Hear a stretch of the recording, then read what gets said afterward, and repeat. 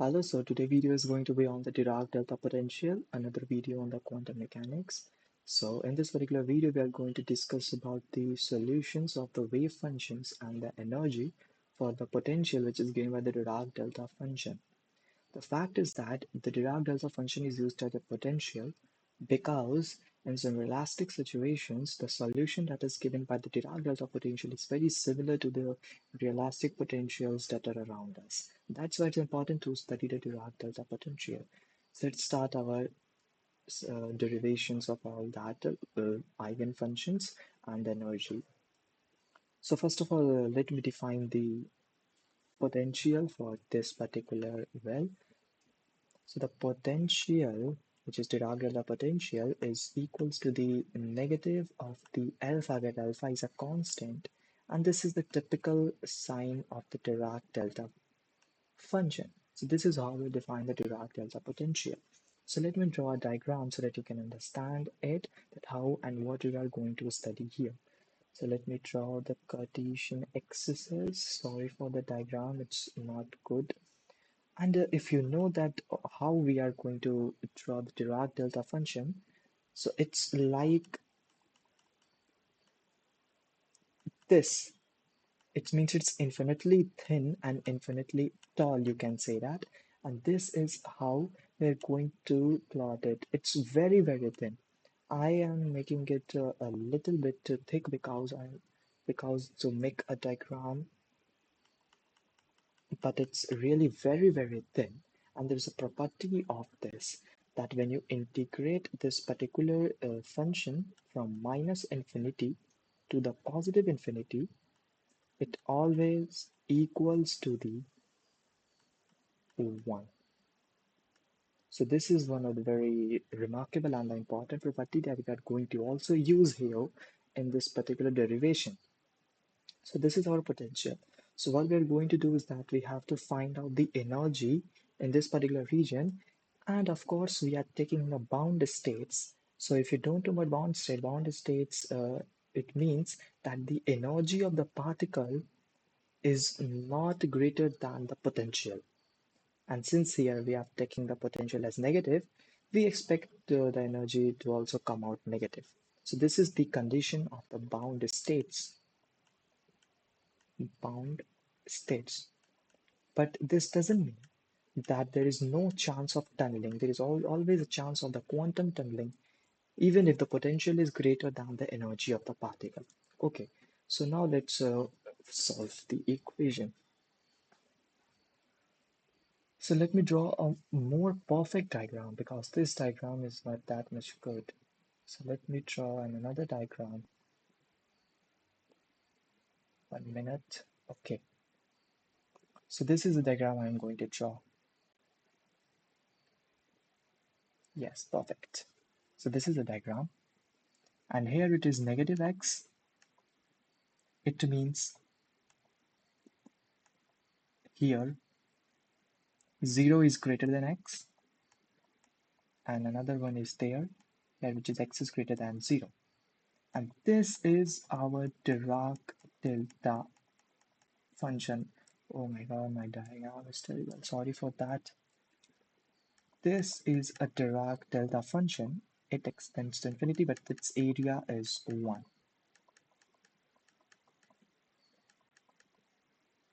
And there is a potential that exists here.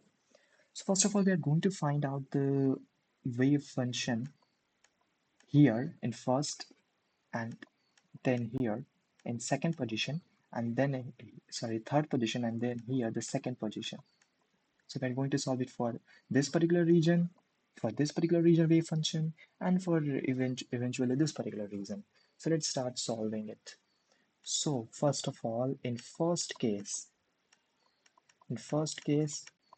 we are going to solve it. So first me write carefully that here in this particular region, the potential is equals to 0 because potential only exists here. And if I imagine that this is infinitely thin, I'm going to ignore this particular distance because this is very, very thin. And we can expect that it is exactly here at the center at this particular position. So here 0 is greater, it means x is less than 0 and negative number. So here we are going to first of all calculate the energy. First of all calculate the wave function, and there we are going to calculate the wave function for the third part. So v is 0.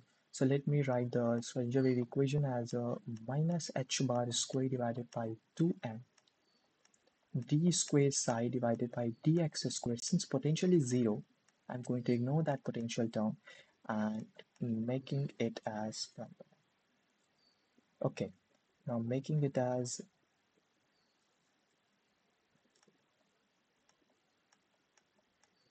E psi, and solving this particular type of differential equation, you will get the solution of psi. Remember, this first case is for x less than 0. Okay, so after solving this, okay, so your psi is going to be a e to the power, sorry, there will be no iota, a e to the power kx plus b e to the power negative kx. So this is the solution. But this solution is acceptable or not, so let's see and apply the boundary condition. Since here there is a property that wave function should go to 0 at plus and minus infinity, and in this particular case we are deriving it for the minus infinity case, it means that our wave function is for the left side of our number line. So here we can say that at x is equals to minus infinity, at x is equals to minus, this wave function should be 0, and this condition is only fulfilled by this, because if I am going to put this particular equation here, it will not going to be 0, and to make it 0, b should be 0, and applying the boundary condition, what we get is that this is equals to 0. Now psi of x is what we got as a e k x for our first part, and remember it as equation number 1. Now for the second part, we are going to solve our equation, and it will look like this, but a slight difference, let's see, and it is for that x is greater than 0. So now again, here the potential is 0. Solving the equation will again guarantee you that psi of x is equals to a e to the power kx. No, I'm not going to take a here, some another constants. Let's say it's f, okay? Let's say this is capital E to the power iota. So there is no iota. Sorry for this. There will be no iota kx plus its now f e to the power negative kx. Now we are solving it for x is equals to greater than 0. So in this condition, when x tends to positive infinity, our wave function should be 0, and this is only fulfilled by this particular this particular wave function solution, not this. And to become wave function 0, this e should be 0. This means this also become 0. Psi of x is equals to, for our second part, let's just say psi dash x is equal to f e to the power negative kx. As you can see that here the difference is that another constant f and minus kx, and for the first part it was a e to the power positive kx. So now we have defined it, and now let me write down it here. Very important thing I'm going to write on. Let's use another pen. So the fact is that wave function is equals to the a e to the power iota, sorry, there will be no iota, e to the power kx for our region x less than 0, and another wave function psi of x is equal to let f e to the power, yes, f e to the power negative kx, where x is greater than 0. So this is our two-wave function. And now I'm here going to impose another boundary condition that here our wave function psi is continuous. Here our wave function this psi is continuous.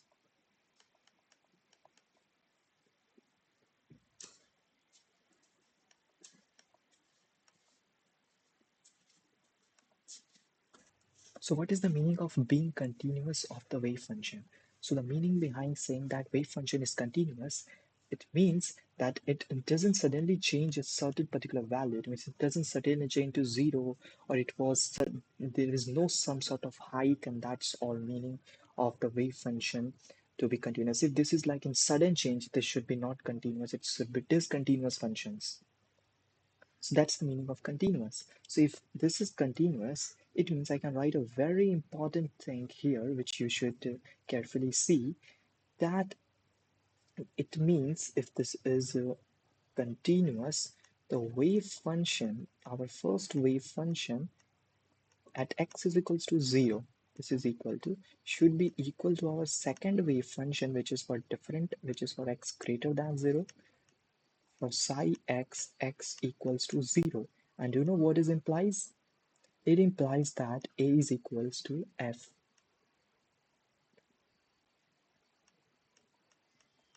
How? Because if we put x is equals to 0 and equate it, we will get that A is equals to F here. So this is F, not I. Let me clarify it a little bit. Oh, 1 minute. Okay, so this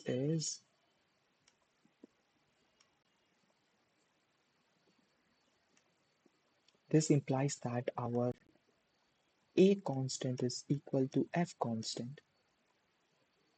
Now, our half of the work is done. Now we are going to derive out the wave functions, or you can say that the energy of the bound states, which is our third part.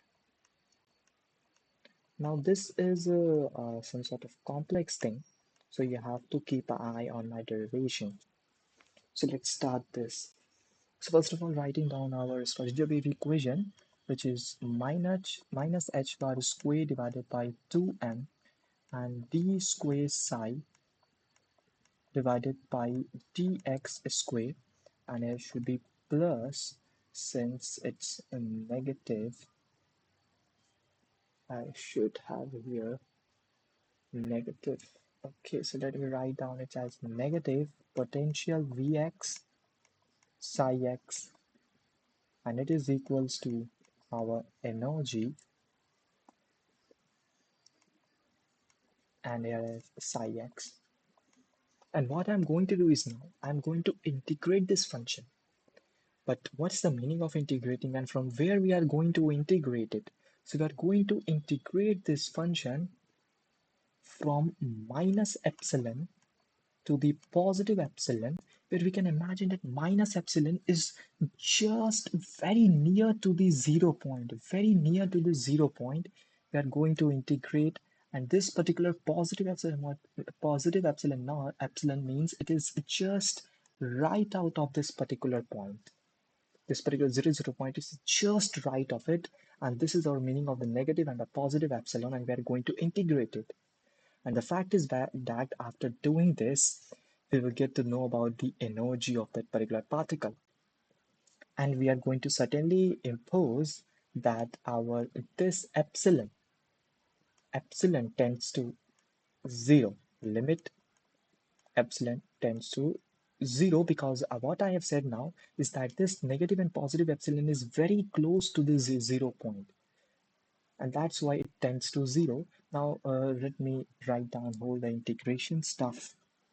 So the integration is like minus h bar square divided by 2m, and integration from negative epsilon to the positive epsilon of our this double derivative of our wave function into dx, and minus integration from negative epsilon naught to the positive epsilon naught of potential and wave function dx is equals to the integration, 1 minute, is equals to the energy,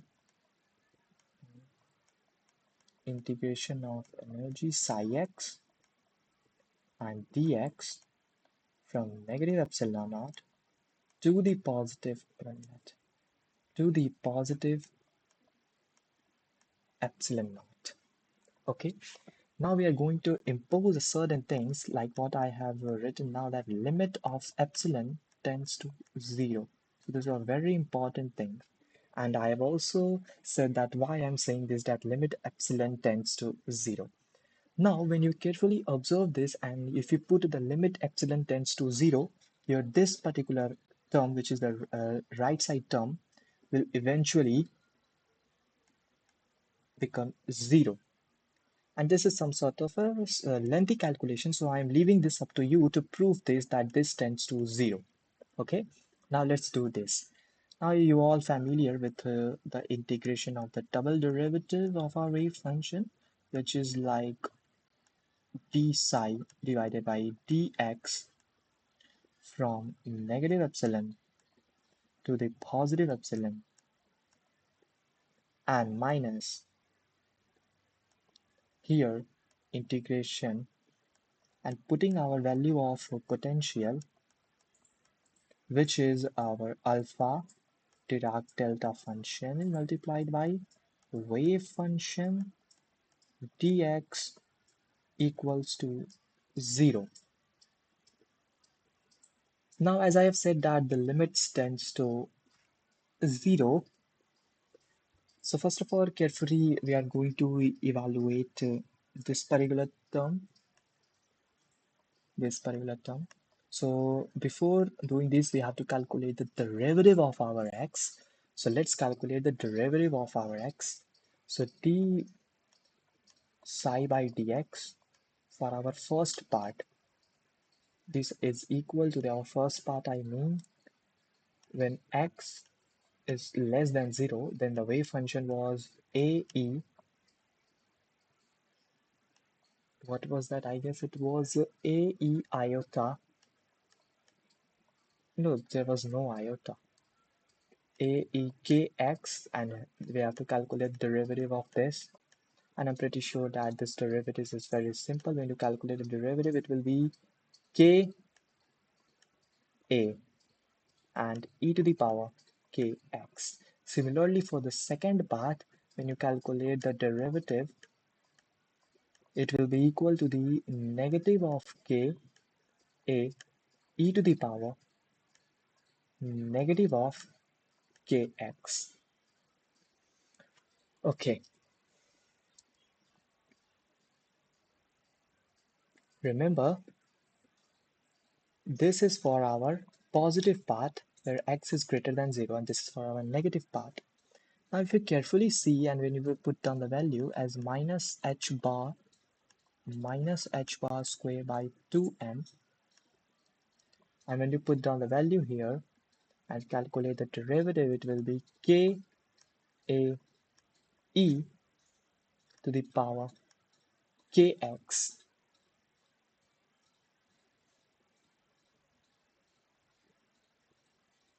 1 minute.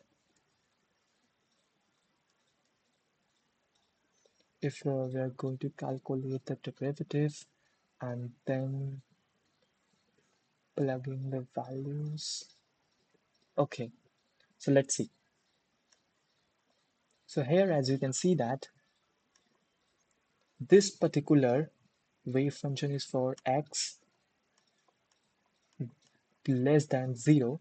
It means it is for our negative epsilon, and for our positive epsilon, the derivative of wave function is this. For positive epsilon, the derivative of our x is this. And here I have just said that the epsilon tends to 0. It means we are going to put x is equals to 0. Then what we will get is that it will be negative of ka, and then minus the wave function with minus epsilon, which is for our negative part, which is for our when x is less than 0. And when we put our epsilon as 0, it will again become minus ka, which is equal to I'm shifting this on the right hand side, and when you calculate this integral, you have to remind one of the property of the Dirac delta function, that it picks up the value of our function at that particular point. Since here our epsilon naught tends to 0, it means our this particular Dirac delta function tends to 0, and it will pick up the value of our wave function at x is equals to 0, such that our integral becomes this alpha times psi 0. It means value of psi at 0 position. Now if we'll do the calculation, it will minus h cut square by 2m.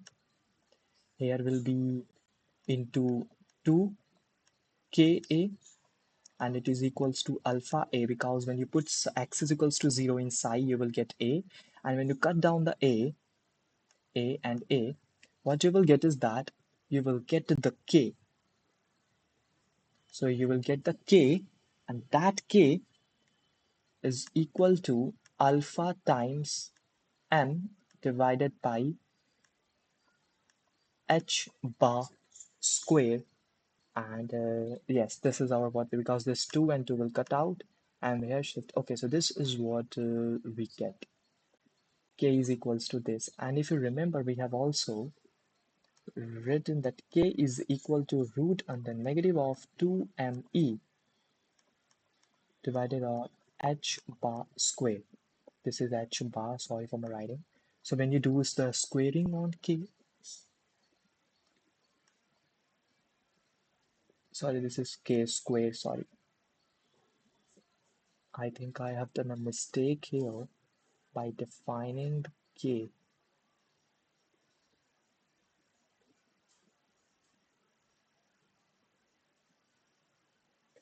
No, I think everything is right. Okay.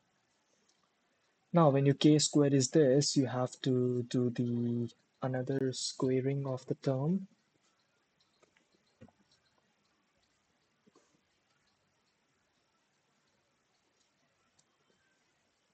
So here, if I will put it down, k square, squaring on both sides will result that k square is equal to alpha square m square divided by h bar square. And here I think the value of k square, and if I do this squaring also here, it will be 2me, where E is the energy, divided by h bar square is equal to, when you will do the square, it will be h bar 4, sorry, it will be alpha square m square divided by h bar 4, and when you will rearrange, you will get energy as alpha square m divided by 2 h bar square. So this is our energy, and do not forget the negative sign here, because here it is in the negative, so our energy is coming out to be negative. And what's I have said that energy should be came out to be negative, and that's exactly what we got. So this is our energy.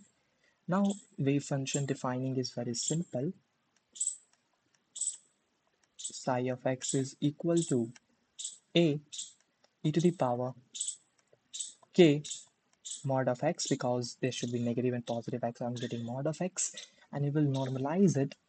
You will get that the value of a is nothing, it's root under k, and we will root under k, it will be m alpha divided by h bar square, where root is in whole, not only on the m alpha, e to the power, putting the value of k as m alpha mod of x divided by h bar square. So we have just proved now that there is only one bound state, not another, only one bound state. And also we have defined our wave function. So this is all for today's video on defining the wave function solutions and the energy for the Dirac delta potential. Next video, maybe we are going to discuss about the WKB approximation, the quantum mechanics, which is also related with the some fundamental things like the like the tunneling when the potential is changing. So it's a quite exciting idea. So let's see what will happen. So thank you for watching my video.